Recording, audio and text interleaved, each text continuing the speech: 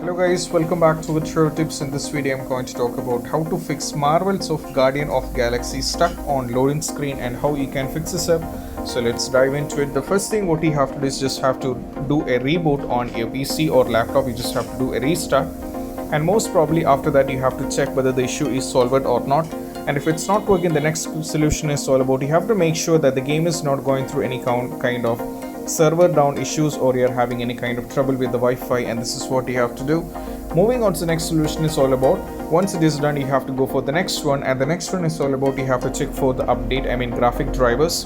So to do this, just have to press Windows and X key all together, and you have to go over here on the device manager, and from here you just have to go for display adapters and you have to expand this, and from here you just have to right click and you have to go for update driver and go for this, and you have to check you're on the latest version of graphic drivers. And if you're on the latest version of graphic drivers and still you're not fixing with the issue up, then I suggest you just have to quit the game and you have to restart it once again and try to play the game once again, and most probably by doing this the issue has to be fixed.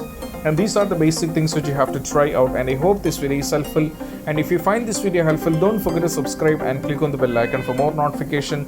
See you soon in the next video. Peace out.